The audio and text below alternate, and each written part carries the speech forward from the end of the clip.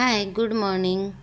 तर तुमच्याकडे या भाजीला काय म्हणतात हे मला कमेंट बॉक्समध्ये नक्की सांगा. आमच्याकडे याला उसावरची शेंग म्हणतात. तर मुलांना आज टिफिनमध्ये मी उसावरची शेंग, चपाती आणि नाश्त्यामध्ये त्यांना दिलं होतं, हे बिस्किट दिले होते. दोघांचं होतं की आज बिस्किट हवेत म्हणून. मग त्यांना बिस्किट दिले आणि सॅलड तर रोज असतंच. वेदांतला रोज आवडतं सॅलड, त्याच्यामुळे त्याचं सॅलडचा टिफिन पॅक केला होता.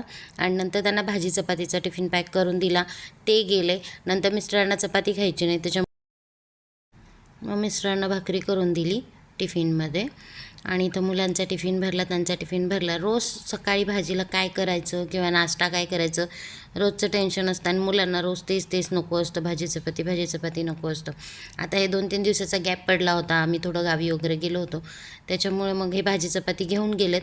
नाहीतर मग नाश्त्याला वेगळं काहीतरी हवं असतं त्यांना.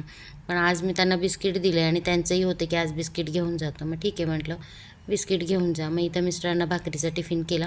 त्यांना भाकरीचं असतं टिफिनमध्ये, त्याच्यामुळे मग त्यांना भाकरी केली आणि त्यांचा टिफिन भरून दिला. त्यांना पण पाठवून दिलं.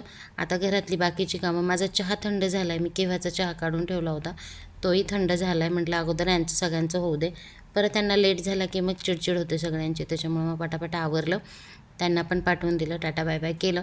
आता माझी बाकीची राहिलेली कामं मला दिवसभर करायची असतात. So bye.